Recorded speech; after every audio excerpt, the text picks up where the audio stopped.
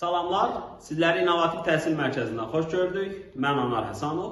Bugün sizlərə blok, MIQ və sertifikasiya imtahanlarına düşə biləcək maraqlı bir həndəsə sualının qısa və praktik üsulundan 2 sunum verəcəm. Deməli, sual blok imtahanına düşüb və dil test toplusunda da var. Bunun qısa üsulu nətər olmalıdır?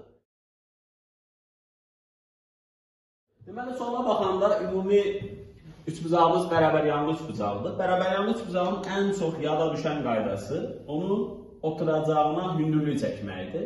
Bax, birinci bu qayda ilə getməlisiniz. Və bu hündürlüyü biz çəkəndə hündürlük həm median olur, həm də tənviran olur bərabər yanlı üçbucaqda. Yəni BH bərabərdir, HC olur. Plus, gözəllik burada hardan alınır? BAD üçbucağı. BAD üçbucağının bu təpə bucağı 90 dərəcə olduğuna görə bu düz bucaqlı üçbucaqdır. Və onda BD hipotenuzdur. Onda hipotenuzun hündürlüyü çəkilir. Onda bizim yadımıza düşəcək proyeksiya qaydaları vardı. Proyeksiyanın da katitə görə qaydası idi. Onda 6'nın kvadratı bərabər idi. Yəni 6'nın kvadratı bərabər idi. İlk yer, yəni həmin katitin hipotenuz üzərindəki proyeksiyası vurulsun bütün hipotenuzudur. Baxın görün nə qədər rahat tezliklə əldə olunacaq. Buradan x'i biz 2 tapırıq. Gətir burada x'in yerinə 2 yazanda 18'den de 2'ni çıxanda burada nə qalır? 16 qalır. İndi ikinci qaydamız nədir?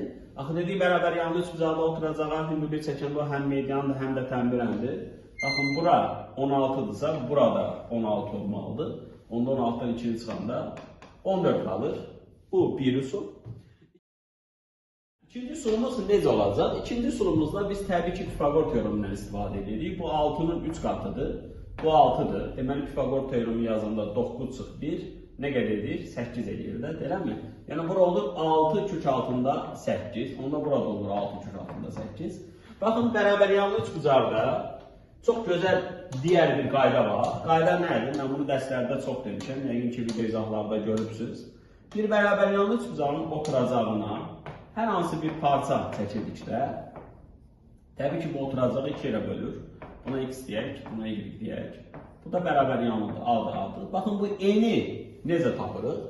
N-in çox gözəl bir qaydası olur. N-in kvadratı bərabər olur, A-nın kvadratı çıxılsın, x vurulsun, y. Baxdım.